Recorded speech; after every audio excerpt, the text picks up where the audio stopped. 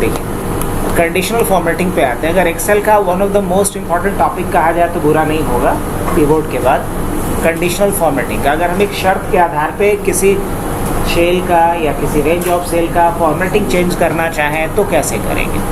अब शुरुआत करते हैं हम सबसे पहले बॉर्डर वाले पॉइंट से। अगर मैं आपको बोलूँ सर कि यहाँ अगर मैं डेटा डाल रहा हूँ, जैसे मैंने डेटा डाला suppose product name PQ PR, अब जहाँ भी मैं डेटा डाल रहा हूँ वहाँ पे अपने आप बॉर्डर अप्लाई हो जाए और जैसे ही मैं डेटा यहाँ से हटा दूँ तो बॉर्डर अपने आप हट जाए। क्या ऐसा हो सकता है? हाँ बिल्कुल हो सकता है। ऐसे क्या करना पड़ता है कि पहले मैं डेटा फिल कर लेता हूँ, फिर उसको सेलेक्ट करता हूँ, यहाँ से जाकर के बॉर्डर लगाता हूँ, यही करना पड़ता है ना। आइए, क्या ऐसा नहीं हो सकता कि मैं यहाँ डेटा फिल करूँ ऑटोमेटिक इस पर बॉर्डर अप्लाई होता चला जाए? हाँ बिल्कुल किया जा सकता है ऐसा सर। ऐसा करने के लिए हम इंटायर शीट को एक बार क्या कर लेंगे, सेलेक्ट कर लेंगे। इंटायर शीट को सेलेक्ट करने के बाद हमें चलना होगा कंडीशनल फॉर्मेटिंग पे, और कंडीशनल फॉर्मेटिंग में कहाँ आना पड़ेगा, न्यू रूल पे।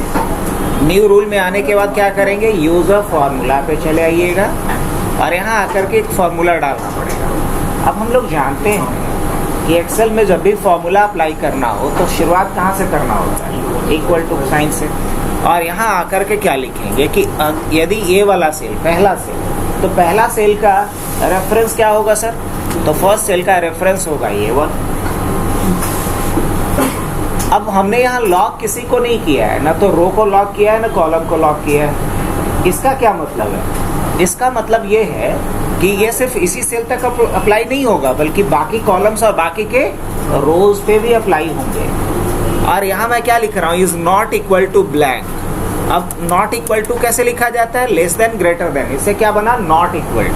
तो मैंने लिखा कि यदि ये टू ब्लैंक ना हो, ब्लैंक लिखने के लिए डबल कोट शुरू करना है, डबल कोट्स बंद कर देना है। इसको हम क्या पढ़ेंगे, if A1 is not blank. इसको क्या पढ़ेंगे, if A1 is not blank. अगर A1 ब्लैंक नहीं हो तो क्या करना है, फॉर्मेट पे आ जाएंगे और यहाँ कहाँ चलेंगे हम लोग। अभी बात बस अपना हुआ था इस पे बॉर्डर लगाने का, हमने बॉर्डर लगा दिया।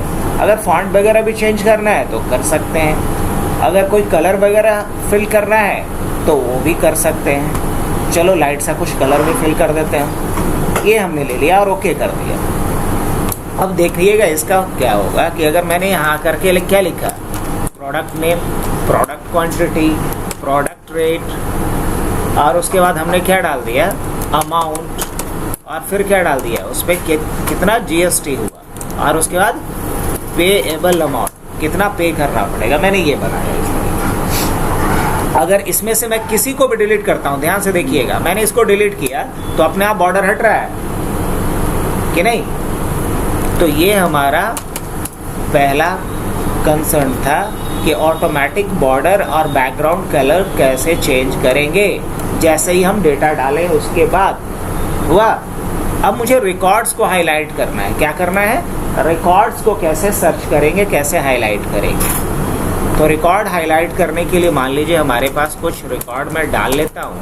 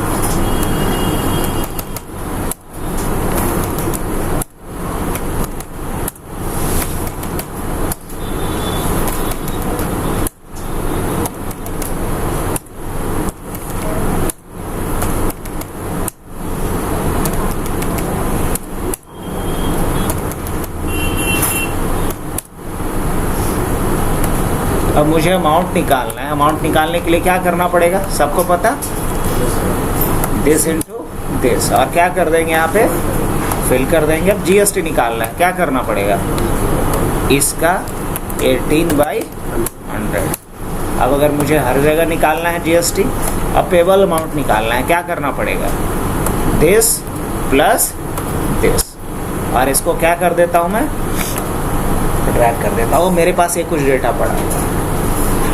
अब कहीं भी अगर यहाँ मैंने क्या ले लिया कि प्रोडक्ट नेम जब मैं डालूँ तो जो प्रोडक्ट नेम हो उसका एक ड्रॉप डाउन बना दें, या फिर हम डायरेक्ट टाइप करें। जैसे मैंने यहाँ SSD टाइप किया तो हमारा कंसर्न ये है कि जहाँ SSD है वो हाईलाइट कर दे पूरे रिकॉर्ड्स को। क्या ऐसा किया जा सकता है? हाँ, बिल्कुल किया जा सकता है। इसके लिए करना क्या पड़ेगा, पूरे रेंज को पहले सेलेक्ट कर लीजिए, कंडीशनल फॉर्मेटिंग पे आइए, न्यू रूल पे जाइए, यहाँ यूज़ ऑफ फार्मूला पे जाइए, क्या लिखिएगा, इक्वल टू लिखिए यहाँ पे, और इक्वल टू के बाद आपको क्या डालना है, पहले वाले सेल को आप सेलेक्ट कर लीजिए, सेलेक्ट कर लिए।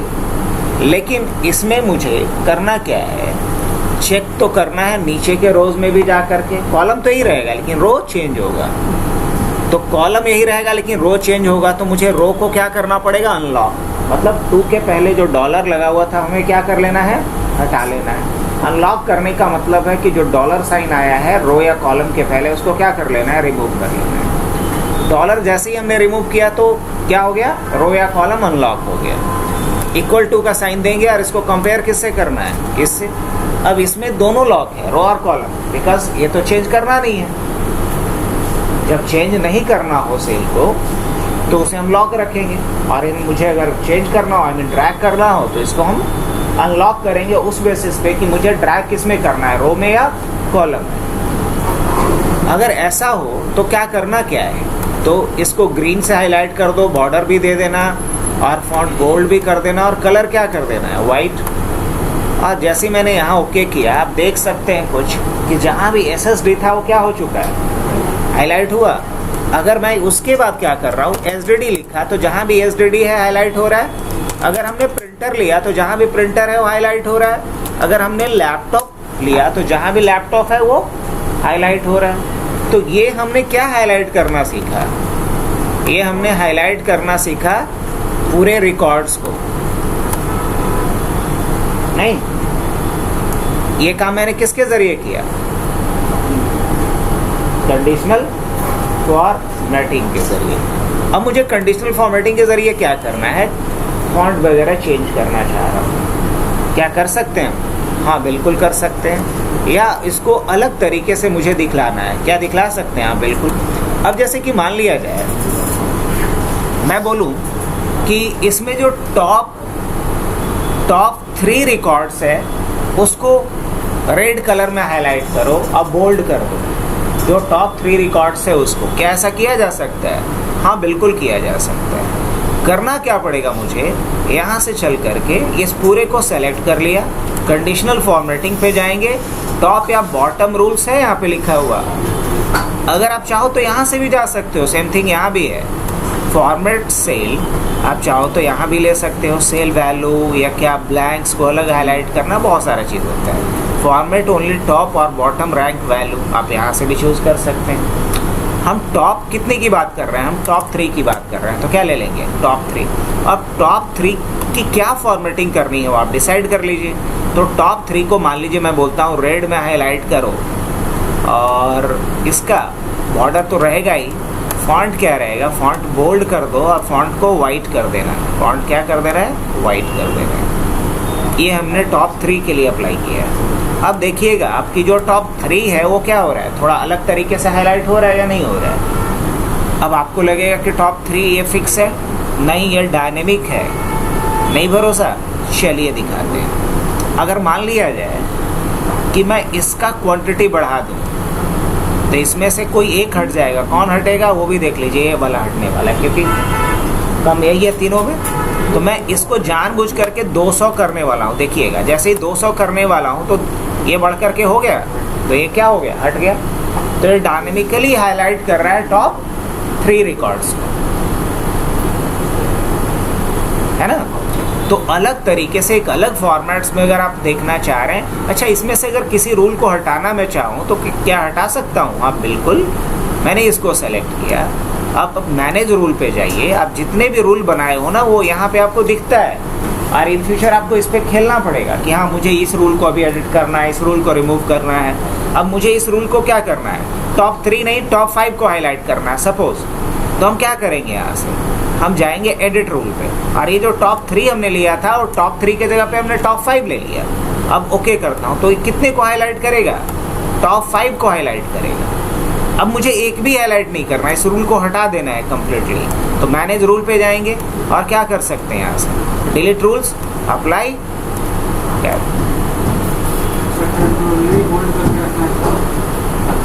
टेम्पोररी होल्ड करके रखना है मतलब। अच्छा, इस रूल को अप्लाई नहीं करना है लेकिन डिलीट भी नहीं करना है, यही ना। कुछ नहीं, यहाँ से उसको डिलीट कर दो और जब ज़रूरत पड़े तो उसको बना लो, क्योंकि यहाँ पे कोई ऑप्शन नहीं होता है कि इसको ऑन ऑफ करके रख सकते हो।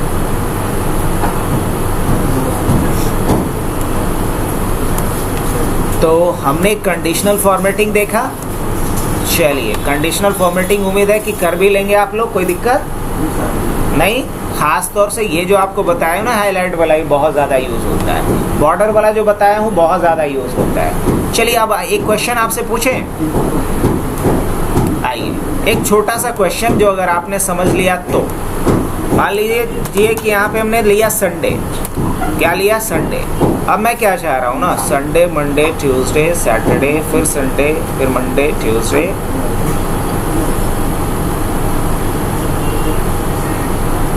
Friday, Monday. चलिए, ऐसा कुछ है। अब कंसर्न क्या है ज़रा बताइएगा मेरे को, समझ करके करना क्या है वो मैं आपको बता रहा हूँ। मैं चाह रहा हूँ कि जहाँ भी संडे हो ना, वो रेड कलर से हाईलाइट हो जाए। क्वेश्चन मेरा समझ में आ रहा है? यहाँ जहाँ भी संडे है लिखा हुआ, वो क्या हो, रेड कलर में हाईलाइट हो जाए। कैसा कर सकते हैं, एक एडवांस यूज केस बता रहा हूँ किसका, कंडीशनल फॉर्मेटिंग का। ये जो सेल है वो रेड कलर में हाईलाइट हो जाए जहां संडे हो। हाँ, संडे के नीचे वाले जितने रोज हैं वो रेड कलर में हाईलाइट हो जाए। क्या ऐसा किया जा सकता है? हाँ, बिल्कुल किया जा सकता है। कंडीशनल फॉर्मेटिंग सीधी सी बात है, जब इफ आ जाए, यदि ऐसा हो तो इसकी फॉर्मेटिंग ऐसा कर दो, तो समझ लीजिए वहाँ किसका यूज होना है, कंडीशनल फॉर्मेटिंग। अब कैसे करेंगे ये नेक्स्ट अपना चैलेंज होगा। चलिए, हम लोग आ जाते हैं कहाँ पे, पहले रेंज को क्या कर लेना था, सेलेक्ट कर लेना है, जो भी रेंज जितना आप रखना चाह रहे हैं रख लिया। अब क्या करेंगे, कंडीशनल फॉर्मेटिंग, न्यू रूल्स, क्या लेंगे यहाँ पे, यूज ऑफ फॉर्मूला, क्या करेंगे यहाँ, इक्वल टू, और इक्वल टू इसकी बात करेंगे ना।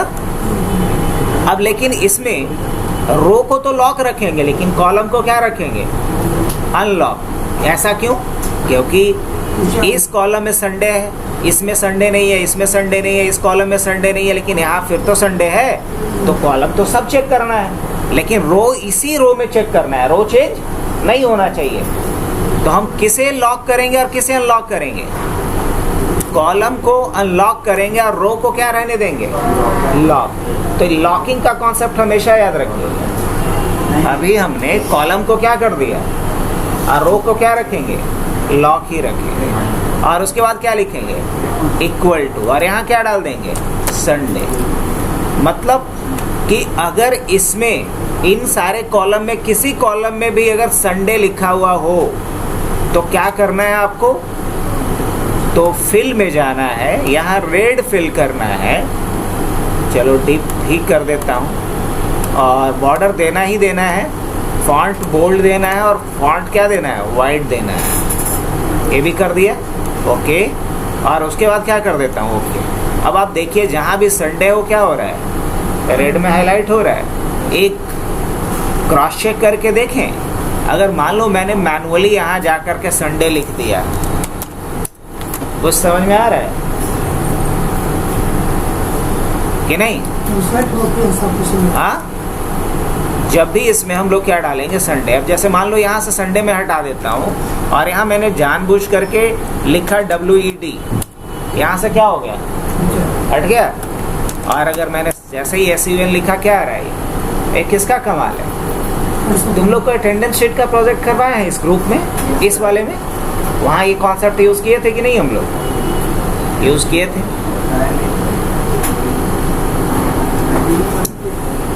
अच्छा, एक चीज़ और पूछे आप लोगों से, वैलिडेशन तो पढ़े हैं ना? हाँ, अब जैसे एक काम तो हमने कंडीशनल फॉर्मेटिंग लगा दिया, इस पे वैलिडेशन ये लगाना है कि अगर यहाँ संडे हो तो यहाँ कोई लिख ना पाए। अभी जैसे देखो, कोई संडे को भी अपना प्रेजेंट लगा दे रहे हैं, हम चाहते हैं संडे को प्रेजेंट ना लगा पाए, क्या ऐसा किया जा सकता है? क्वेश्चन समझ में आया? हाँ, आप जाइए, क्योंकि संडे को प्रेजेंट नहीं लगना चाहिए या कोई भी डेटा यहाँ नहीं डाला जा सके, क्या ऐसा कुछ किया जा सकता है?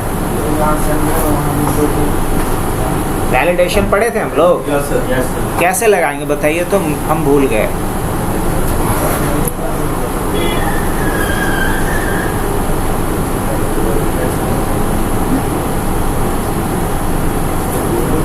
सब लोग पढ़ा है ना वैलिडेशन?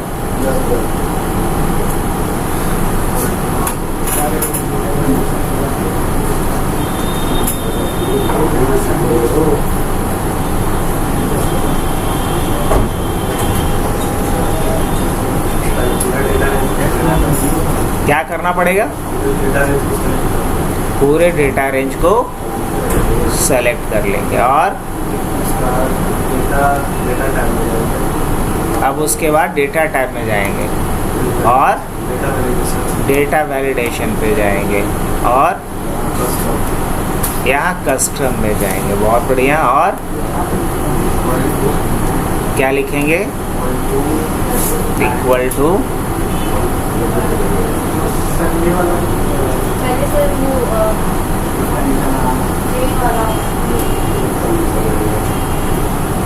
हाँ, बोलो बोलो।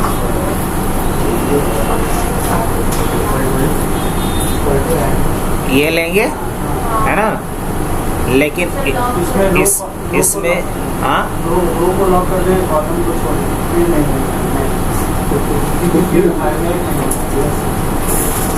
और क्या बोलेंगे कि अगर इसमें क्या हो, क्या हो? संडे ना हो, जहाँ संडे ना हो, कहाँ डेटा डाल सके वो बता रहे हैं ना। तो जहाँ क्या नहीं हो, संडे ना हो। अब यहाँ रो को लॉक करना पड़ेगा। क्या करना होगा? रो को लॉक करेंगे, लेकिन कॉलम को लॉक नहीं करेंगे, है ना? ओके कर दें और इसमें एरर अलर्ट दे दें। हाँ, एरर अलर्ट क्या दे दें कि इस दिन क्या है? हॉलीडे। और क्या डाल देते हैं? Today is Sunday. हटा। अब अगर कोई भी यहाँ पी डालता है तो क्या आएगा? Holiday, today is Sunday. क्या डाल पा रहा है? कोई यहाँ आकर के पी डालना चाह रहा है, डाल पाएगा? नहीं। कोई यहाँ ट्राई करता है पी डालने के लिए, डाल पाएगा? बताए थे कॉन्सेप्ट कि नहीं बताए थे? बताए। तो ये डेटा वैलिडेशन का यूज़ हुआ या नहीं हुआ? तो जो पढ़े हैं उसको इम्प्लीमेंट करते जाइए तो अच्छा रहेगा। ये तो रिकॉल करवा दिया, इसे हाईलाइट कर लेता हूँ। अब क्या देखना है? Format as table. क्या देखना है? Format as table. अच्छा, एक बात बताइए, यहाँ से हम सारा फॉर्मेटिंग हटा देते हैं। इससे क्या करते हैं? हम सारा फॉर्मेटिंग हटा देते हैं। फॉर्मेटिंग हटाने के लिए क्या करेंगे? Clear formats. अब ये डेटा एक नॉर्मल है, इसमें कोई भी फॉर्मेटिंग नहीं है, सब कुछ हट गया है। हाँ, हट गया है। अब अगर मैं बोलूँ कि इसको आप फॉर्मेट कर दो, तो फॉर्मेट करने के लिए आपको मल्टीपल स्टेप्स फॉलो करना पड़ेगा। पहला चीज़, अगर मैं बोल दूं कि इसको आप क्या करो, डेकोरेट कर दो इस रिकॉर्ड्स को, तो इन रिकॉर्ड्स को आपको फॉर्मेट करने के लिए क्या क्या करना पड़ेगा? तो फॉर्मेट करने के लिए सबसे पहले आप बॉर्डर लगाओगे। क्या लगाओगे? सबसे पहले तो आप सेलेक्ट करोगे, सेलेक्ट करके क्या करोगे? बॉर्डर लगाओगे। फिर क्या करोगे? अलाइनमेंट चेंज करोगे, है ना? अलाइनमेंट चेंज करोगे, फिर फॉन्ट चेंज करोगे, क्या? फिर बैकग्राउंड चेंज करोगे। क्या चेंज करोगे? बैकग्राउंड कलर चेंज करोगे, इसके अलावा फिल्टर लगाओगे अगर आपको फिल्टर करना होगा तो। अगर कुछ हम कैलकुलेशन करना चाहेंगे तो आपको क्या लगाना पड़ेगा, फॉर्मूला लगाना पड़ेगा। तो इतना काम आपको करना पड़ेगा जी फॉर्मेट के लिए। अब क्या कोई तरीका नहीं है कि मुझे ये काम इतना मैनुअली करना ना पड़े, एक ही बार में हो जाए? तो इतना काम के लिए आप एक काम कर सकते हैं और उसका नाम क्या है, फॉर्मेट एज अ टेबल। आप बस ये कर लो। अगर आप इतना काम नहीं करना चाह रहे हो तो एक काम कर लो जिसका नाम क्या है, फॉर्मेट एज टेबल। एकदम शॉर्ट में मैं बता दिया कि आप इतना सारा एक्टिविटीज़ अलग अलग करने जाओगे तो it will take time. So better ये होगा कि आप मल्टीपल एक्टिविटीज़ परफॉर्म करने के बजाय ओवर द डेटा रेंज आप एक एक्टिविटीज़ परफॉर्म कीजिए और उसका नाम क्या है, फॉर्मेट एज टेबल। अब होगा कैसे ज़रा ये देख लिया जाए। तो इसके लिए हम लोग करते क्या हैं, ऐसे नॉर्मली क्या करेंगे, इसको सेलेक्ट करेंगे या सेलेक्ट करने के लिए यहाँ रखेंगे। सेलेक्ट करने का एक शॉर्टकट भी बता देता हूँ, कहीं भी रेंज पे रखिए और कंट्रोल ए कर लीजिए तो उतना ही एरिया सेलेक्ट होगा जितना पे डेटा आपका भरा हुआ है। इतना कर लेने के बाद आप क्या कीजिएगा, आप बॉर्डर पे जाइएगा, यहाँ बॉर्डर लगा दिए, फिर भी उतना बढ़िया लग रहा है, पता नहीं लग रहा है हेडिंग है ससुरा कौन। अब हेडिंग के लिए क्या करना पड़ेगा, बॉर्डर तो आपने लगा दिया। बॉर्डर लगाने के बाद क्या कीजिएगा, इसके बाद आप बॉर्डर लगाने के बाद आप चाहें तो इसका अलाइनमेंट चेंज करेंगे, करेक्ट। अलाइनमेंट चेंज करने के बाद क्या करेंगे, आप इस हेडिंग को सेलेक्ट करेंगे, हेडिंग पे थोड़ा सा अलग कुछ कलर स्टाइल वगैरह आप लगाएंगे, यही ना। इसको आप फिर फॉन्ट थोड़ा अलग देंगे, इसको थोड़ा क्या करेंगे आप, इनलार्ज करेंगे एंड ऑल, कुछ ऐसा करना पड़ेगा ताकि क्या लगना चाहिए, हेडिंग जैसा दिखना चाहिए। इतना करना पड़ेगा कि नहीं। अब मुझे बैकग्राउंड वगैरह कलर तो चेंज कर ही चुके हैं, अगर फिल्टर लगाना होगा तो क्या करेंगे, फिल्टर का शॉर्टकट याद है किसी को? मान लो इसमें फिल्टर लगाना है तो क्या शॉर्टकट होता है, कंट्रोल शिफ्ट एल। बहुत बढ़िया। अब इतना कुछ अलग अलग करना पड़ रहा है। और अगर मैं बोल दूं कि अच्छा मेरे को ये बताओ कि टोटल कितना क्वांटिटी है, तो कैसे निकालिएगा। हम बोलें कि सब मिला के टोटल कितना क्वांटिटी मेरे पास है, तो ये कैसे निकालेंगे। तो हमें यहाँ पे फॉर्मूला अलग से लिखना पड़ेगा, अभी तक तो फॉर्मूला पढ़े नहीं है। और यहाँ क्या लिखना पड़ेगा कि C3 से लेकर के कहाँ तक, C12 तक। और क्या करना पड़ेगा, एंटर। तो यहाँ क्या बता देगा मुझे, प्रोडक्ट क्वांटिटी का सम बता देगा, यही ना। अब इतना सारा काम जो हमने पूरा तामझाम किया, हम चाहते हैं कि एक बार में ये पूरा तामझाम हो जाए मेरा। क्या हो सकता है कि नहीं? हाँ हो सकता है। फिर पहले जैसा कर लिए हम। अब देखिए करना क्या पड़ेगा, इस रेंज को कर लो सेलेक्ट, या नहीं भी सेलेक्ट करोगे तो कहीं भी कर्सर रख लो और क्या करो, फॉर्मेट एज टेबल। और इसमें से जो भी टेबल का फॉर्मेट आपको अच्छा लग रहा हो अभी, आप वो टेबल का फॉर्मेट ले लीजिए। अब जैसे मेरे को ये वाला टेबल का फॉर्मेट बाय द वे अच्छा लगा, मैंने इस पर क्लिक किया। अब देखो ये खुद ब खुद सेलेक्ट भी कर लिया, मुझे सेलेक्ट करने की भी ज़रूरत नहीं पड़ी। और लेकिन इसको चेक करके रखेंगे, माय टेबल हैज हेडर, और बस ओके कर देना है। अब देखो ये देखिए और बताइए मेरे को कि क्या क्या कर दिया। ये सेलेक्ट कर लिया, बॉर्डर भी लगा दिया, अलाइन भी कर दिया, फॉन्ट भी सेट किया, बैकग्राउंड भी लगा दिया, फिल्टर भी लगा दिया। अब फॉर्मूला बोलिए कि कहाँ लगाया, हल लगाया है। तो देखिए यहाँ जाइए और यहाँ एक ऑप्शन आएगा टोटल रोज का। क्या आएगा, टोटल रोज का। आप बस इसको चेक कर दीजिए और तब आपको दिखेगा कि फॉर्मूला लगा हुआ है या नहीं। Can not complete table, can not.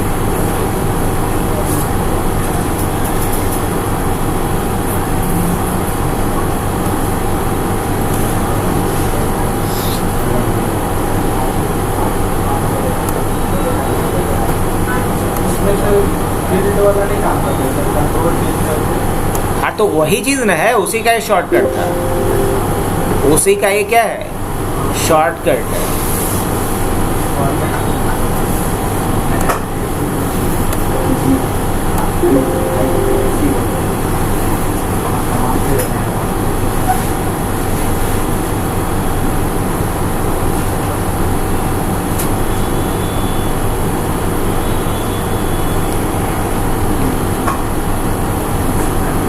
ये वही किया हूँ मैं, देखो यही चीज़ था ना, कंट्रोल टी करोगे तो भी क्या आएगा, क्रिएट टेबल। वही काम मैं किया हूँ, कुछ अलग नहीं किया। अब यहाँ से जा कर के बस इसका क्या करना था, अपने हिसाब से फॉर्मेटिंग चूज़ कर लेना था, करेक्ट। तो इसके अपने हिसाब से जा कर के हमने क्या ले लिया, यहाँ जो फॉर्मेट रखना है वो फॉर्मेट ले लिया। अब जैसे ये फॉर्मेट मेरे को अच्छा लगा था, मैंने ले लिया। अब टेबल, इसमें कुछ इश्यूज आ रहा है भाई, क्योंकि इसको पिवोट टेबल समझ रहा है, जबकि ये पिवोट टेबल नहीं। यहाँ करना क्या था, क्लिक करना था और टेबल डिज़ाइन पे जाना था, और टेबल डिज़ाइन में ही एक ऑप्शन आता है, जैसे कैसे हेडर है ना, बैंडेड रोज है, फिल्टर ऑप्शन है, वैसे ही एक ऑप्शन आता है टोटल रो का। ये ऑप्शन अभी यहाँ मेरे में काम नहीं कर रहा है, क्योंकि कह रहा है कि ये पिवोट टेबल रिपोर्ट है या क्वेरी रिजल्ट है या सेल मर्ज किया गया है, लेकिन इसमें से कुछ भी नहीं है। मैंने ये सब कुछ भी यहाँ पे नहीं किया है। एक बार इसको अनमर्ज कर लेता हूँ, मैं क्या कर लेता हूँ, अनमर्ज कर लेता हूँ। अब दोबारा जाते हैं हम लोग और क्या करते हैं, टेबल रोज। अब प्रॉब्लम किस वजह से था, समझ में आया, क्योंकि हमने यहाँ सेल को क्या करा हुआ था, मर्ज किया हुआ था। अब अगर दोबारा हम क्वांटिटी पे आते हैं तो कुछ भी नहीं करना, आप काउंट पे क्लिक कर दो, ये काउंट करके बता देगा कि टोटल 10 है मेरे पास। कितना आइटम है, 10 आइटम है। अगर सम करने की इच्छा हो तो बस सम कर दो, तो टोटल हमारे पास 493। अब रेट का हमें क्या निकालना है, एवरेज निकालना है। बताओ, हमें कोई फार्मूला लिखना पड़ रहा है जी, नहीं, फार्मूला लिखना भी नहीं पड़ रहा है। अब अमाउंट का हमें क्या निकालना है, टोटल निकाल देना है। तो क्या कर देंगे, यहाँ से सम कर देंगे, इतना अमाउंट है। अब जीएसटी का हमको टोटल करना है, तो बस सम कर देंगे, यहाँ जीएसटी का टोटल आ जाएगा। और यहाँ ऑलरेडी सम ही होता है बाय डिफ़ॉल्ट, इसका है। अब बताओ, इतना सारा काम हमें कौन करके दे दिया, ये हमें एक फीचर से मिल गया, और वो एक फीचर क्या था, वो एक फीचर था फॉर्मेट एज अ टेबल। तो फॉर्मेट एज अ टेबल का मतलब समझ में आया। ऐसे टेबल के बहुत सारे फायदे हैं। फायदा बताऊं, आप कहीं भी किसी शीट पे रहो, डायरेक्ट यहाँ आप टेबल 1 या टेबल 2 करेंगे, डायरेक्ट वहाँ पहुँचा देगा, डायरेक्ट वहाँ पहुँचा देगा। तो आप डायरेक्ट नेविगेट भी कर सकते हैं। एक और फ़ायदा बताऊं, अब जैसे कि अगर मैं बोलूं कि मुझे लैपटॉप का टोटल चाहिए, सर क्या चाहिए, लैपटॉप का टोटल चाहिए, तो कर सकते हैं कि नहीं। हम क्या लिखेंगे, इक्वल टू टेबल 2, और अगर टेबल 2 लिखेंगे तो पूरा डेटा मेरे पास चला आएगा। क्या चला आया, पूरा डेटा चला आया। अब मेरे को पूरा डेटा नहीं चाहिए, पूरा डेटा नहीं चाहिए, बल्कि मुझे सिर्फ क्या चाहिए, तो मुझे चाहिए इसमें प्रोडक्ट का नाम, प्रोडक्ट का नाम, और क्या चाहिए, और मुझे चाहिए टेबल 2 का AMT चाहिए। क्या चाहिए, अमाउंट चाहिए या PMT चाहिए। अब देखो हमारे पास क्या आएगा, हालांकि ये गड़बड़ हुआ है। गड़बड़ क्यों हुआ है, कॉन्कैटिनेट कर दो तो ये दोनों को क्या करके दिखा देगा, को मर्ज करके दिखा देगा। ये नहीं चाहिए था मेरे को, मर्ज करके नहीं चाहिए था, अलग अलग चाहिए था मेरे को, है ना। हम इक्वल टू क्या लिखेंगे यहाँ पे, टेबल, और मुझे इसमें क्या चाहिए, प्रोडक्ट का नाम चाहिए। तो ये प्रोडक्ट का नाम ला करके दे दिया मेरे को। अब मुझे अलग सेल में क्या चाहिए, इक्वल टू टेबल 2, और यहाँ हमें क्या चाहिए, पेबल अमाउंट चाहिए। अब इसमें हमें उसके अकॉर्डिंग क्या निकाल करके दिए, पेबल अमाउंट निकाल कर। अब पेबल अमाउंट का हमें सम चाहिए था, बाय द वे टोटल चाहिए था। तो क्या करेंगे, कुछ नहीं, शुरू में सम लगा दीजिए, लास्ट में ब्रैकेट बंद कर दीजिए, ये टोटल का सम दिखला देगा। उसी तरीके से ये जो प्रोडक्ट नेम है हमारा,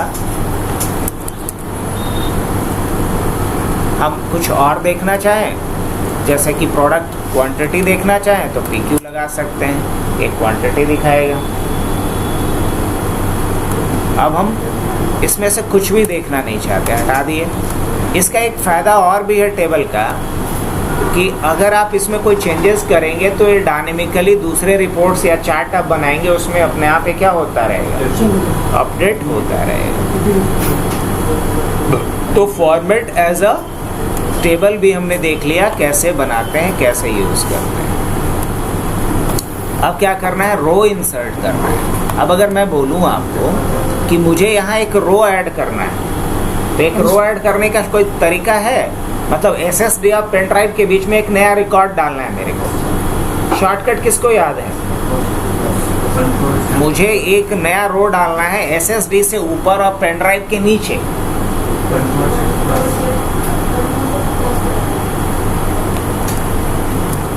एक नया रो डाल दिया, शिफ्ट प्लस, और यहाँ मान लिया जाए मुझे क्या रखना है, प्रिंटर्स को रखना है।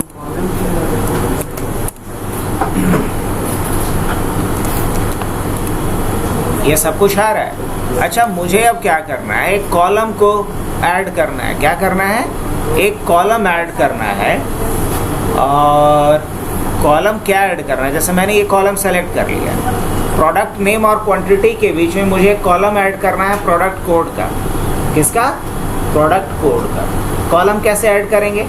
वही तरीका, control shift plus, control shift plus.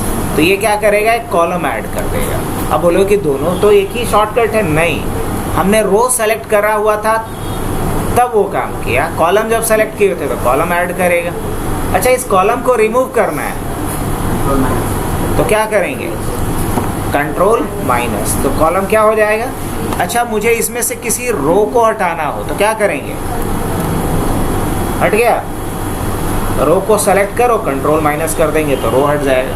Control Z कर देते हैं, वापस चला आएगा। तो कॉलम या रो को जोड़ना या हटाना आता है कि नहीं आता है अपने को? ये आता है। ऑटो सम की बात करें, ऑटो सम के लिए क्या होता है, तो ऑटो सम का शॉर्टकट एक होता है। पहले इसको हटा दिया जाए तब ना, यहाँ से टोटल रो को हटा दीजिए। अब मान लीजिए ऑटो सम करना है मेरे को, तो शॉर्टकट क्या होता है, अल्ट प्लस। जैसे ही अल्ट प्लस करेंगे क्या करेगा ये, और ये किसी मैजिक से कम है? बताओ, हमने अल्ट प्लस किया, सबका सम करके दे दिया। वो बात भले ही है कि आपको दिखाई नहीं दे रहा होगा, तो बैकग्राउंड कलर इसका ब्लैक कर दीजिए, लेकिन कंडीशनल फॉर्मेटिंग लगा होगा तो अप्लाई करने नहीं देगा ये। यहाँ क्या लगा होगा, कंडीशनल फॉर्मेटिंग लगा होगा, तो कुछ नहीं, यहाँ से हम लोग क्या करते हैं, clear rules from the selected cell. समझ में आया बात? तो कभी अगर आप फॉर्मेटिंग कर रहे हैं और अप्लाई नहीं हो तो एकदम आप समझ लीजिए कि गड़बड़ क्या है, इसमें कंडीशनल फॉर्मेटिंग लगा हुआ है। और आपको कंडीशनल फॉर्मेटिंग वहाँ से हटाने के लिए बस ट्रिक क्या खेलना पड़ेगा, उस रेंज को सेलेक्ट कर लेना है, यहाँ जाना है, यहाँ क्लियर रूल आएगा। इसमें पहला ऑप्शन क्या दिखता है, clear rule from the selected, बस जो सेलेक्टेड सेल है उसे कंडीशनल फॉर्मेटिंग हटा दीजिए जा करके। अब ये हाईलाइट हो रहा है, और ये जादू मैंने किससे किया अभी बताइए, ये कैसे जादू हुआ? बस मैंने क्या लिखा यहाँ पे, अल्ट प्लस, और जैसे ही अल्ट प्लस किया ये जोड़ दिया इसमें। अगर आपको यहाँ भी करना है तो क्या करेंगे, अल्ट प्लस, ये भी जोड़ देगा इस तरीके से। अब ऑटो सम का शॉर्टकट क्या होता है, अल्ट प्लस। इसके बाद क्या है, हाँ, अल्ट इक्वल टू, प्लस नहीं, ये प्लस इसलिए बोल रहा हूँ मैं क्योंकि एक ही पे दोनों बटन रहता है, इक्वल टू भी। देख तो तू लोग में प्लस और इक्वल टू एक ही पे है कि नहीं है? तो अल्ट के साथ इक्वल टू कर,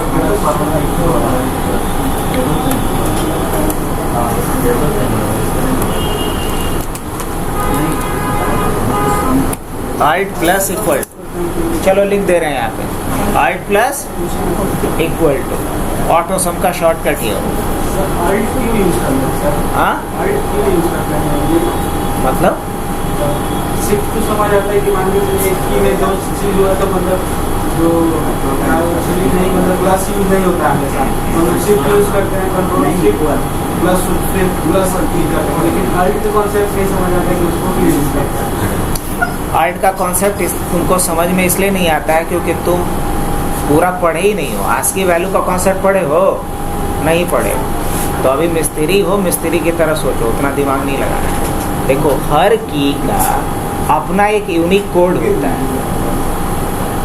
अब अगर मान लो हम सिर्फ प्लस कर रहे हैं तो प्लस का या इक्वल टू का अगर ASCII वैल्यू 32 है, अब मुझे उसका ASCII वैल्यू चेंज करना है तो कैसे चेंज करेंगे? क्योंकि इक्वल टू नॉर्मल भी यूज़ होगा और स्पेशल केसेस में भी यूज़ होगा। तो उसको सेपरेट करने के लिए, उसको अलग दिखाने के लिए दो की कॉम्बिनेशन को अगर ऐड कर देंगे, जैसे कि अल्ट का अगर मान लो ASCII वैल्यू है 14 और अगर इक्वल टू का है 32, अब दोनों को ऐड करेंगे तो वैल्यू क्या हो जाएगा? हाँ, क्या वैल्यू हो जाएगा? 46। तो अब 46 का ASCII वैल्यू देखा जाएगा ना। तो अभी उतना दिमाग नहीं लगाना है क्योंकि तुमको कोई असेंबली लैंग्वेज कोडिंग नहीं करनी है। इतना शॉर्ट में समझो कि मैक्रो बनाते हो तो की असाइन करना पड़ता है ना, तो हम अपने हिसाब से वो की असाइन करते हैं जो ऑलरेडी असाइंड नहीं होता है। तो जो की असाइन करते हैं वो ऐसा होना चाहिए जो पहले से असाइंड नहीं है।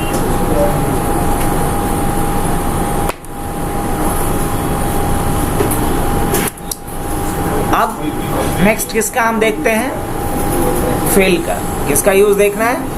आप फिल का कुछ इंपॉर्टेंट यूज सीख लेते हैं। अच्छा मान लिया जाए मुझे जनवरी फरवरी लिखना है, जैसे मैंने लिखा है यहाँ पे मंथ्स।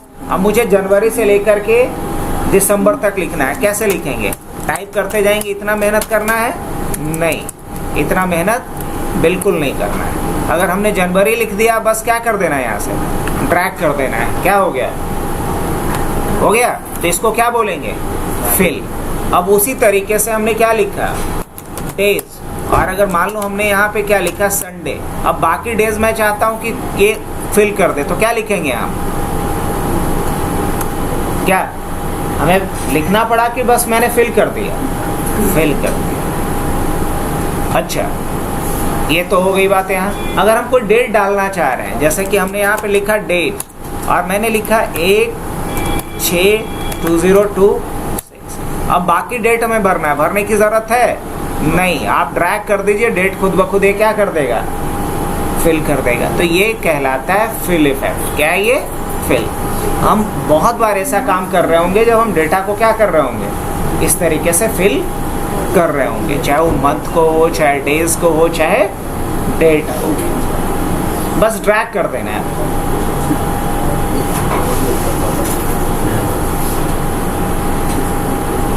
बढ़े आगे।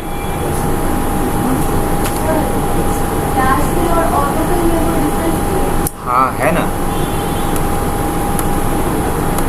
देखो फ्लैश फिल क्या करता है, वो एक पैटर्न को रिकॉग्नाइज करता है। फ्लैश फिल और ऑटो फिल का कॉन्सेप्ट पहले भी था ओल्डर वर्जन में, लेकिन फ्लैश फिल का कॉन्सेप्ट लेटेस्ट वर्जन में दिया गया, ओल्डर वर्जन में है भी नहीं। तो फ्लैश फिल क्या करता है? पैटर्न को पहचानता है और उसके अकॉर्डिंग फिल करता है। अब जैसे कि मान लिया जाए कि हमने लिखा यहाँ पे फर्स्ट नेम, यहाँ लिखा लास्ट नेम और यहाँ लिखा फुल नेम। Full name. अब अगर फर्स्ट नेम में मान लो कि हमने लिखा अमित या मुकेश कुमार,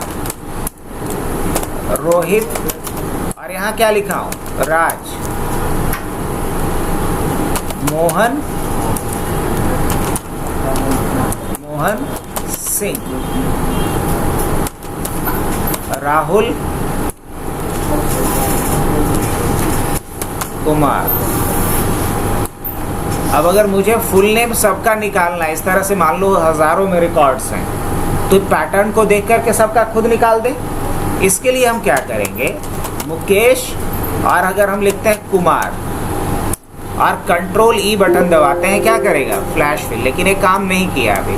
तो फ्लैश फिल अगर काम नहीं किया तो इसके लिए काम करना पड़ेगा मुझे। क्या काम करना पड़ेगा?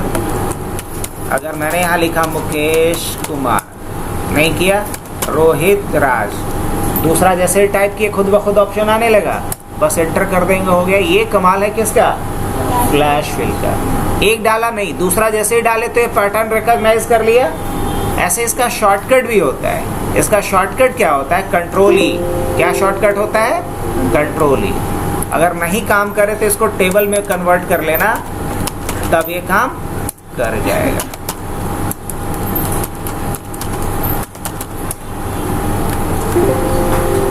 अगर यही मैं इसको किस में कन्वर्ट किया होता है? टेबल में। दिखाऊं आपको करके?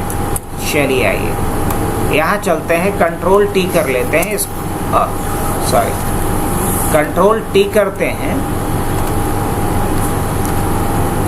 और माई टेबल है हेडर को क्या कर देना है? चेक करना है। अब देखिएगा, अगर हम यहाँ पे क्या लिखते हैं?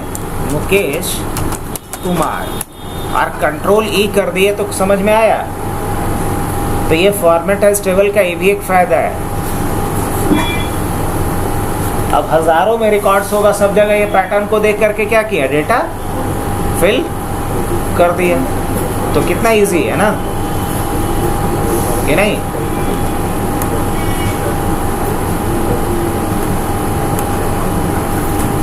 तो फिल को भी हम कंप्लीट समझें। अब रही बात फिल्टर एंड शॉर्ट। क्या रहा? Filter and. अच्छा, अगर मैं बोलूं कि इसमें जिसका क्वांटिटी सबसे कम है उसको पहले दिखाओ, जिसका क्वांटिटी सबसे ज़्यादा है उसको बाद में दिखाओ। मतलब क्वांटिटी के अकॉर्डिंग हम इसको क्या करना चाह रहे हैं? फिल्टर करना चाह रहे हैं। क्या कर सकते हैं? क्वांटिटी के अकॉर्डिंग इसको क्या करना चाह रहे हैं? तो करेंगे क्या?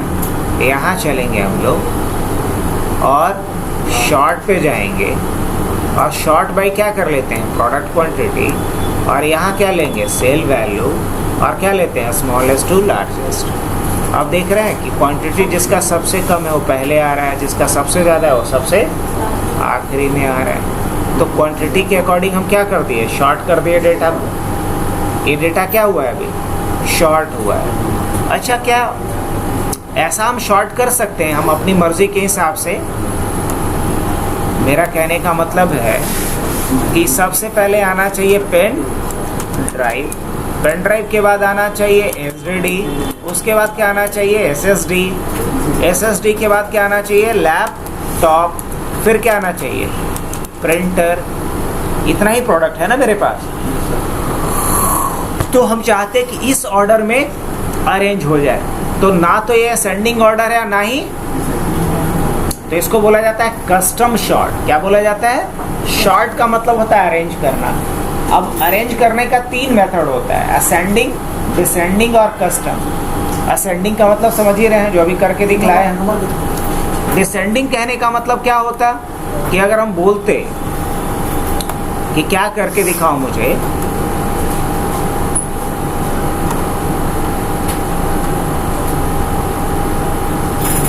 लार्जेस्ट टू स्मॉलेस्ट,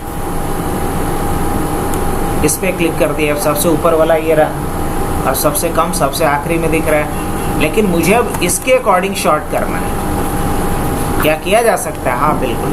करना क्या पड़ेगा? हम इसको सेलेक्ट करेंगे और हमें कस्टम शॉर्ट पे जाना पड़ेगा। कहाँ जाना पड़ेगा? कस्टम शॉर्ट पे। तो कस्टम शॉर्ट के लिए ऑप्शन यहाँ पे है, और नहीं तो इसको एक बार क्या कर लो? सेलेक्ट कर लो। सेलेक्ट करने के बाद दोबारा आ जाइएगा, कस्टम शॉर्ट पे आ जाइएगा। हालांकि यहाँ से ओपन नहीं करने दे रहा है ये, कुछ तो इश्यूज है। हाँ, कस्टम शॉर्ट पे चलते हैं, उससे दिक्कत नहीं है।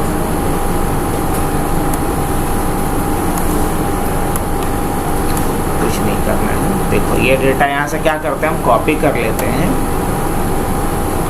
यहाँ आ जाते हैं, अल्ट कंट्रोल भी करते हैं। इस पे जो भी फार्मूला वगैरह लगा हुआ है हम चाहेंगे कि सब क्या कर दो? हटा दो, सब हट गया। अब हम क्या करते हैं? इस पे नॉर्मली बॉर्डर लगा देते हैं, बाकी कुछ ज़्यादा नहीं, सिंपल सा इस पे फॉर्मेटिंग कर देते हैं।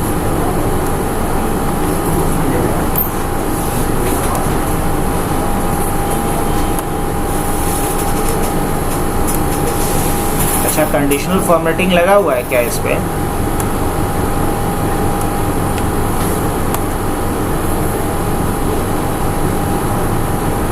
कुछ तो गड़बड़ है, नहीं? देख रहे हो, कुछ भी काम नहीं करने दे रहा है। एक चीज़ और देख लेते हैं, एक बार इसको रीस्टार्ट करना पड़ेगा।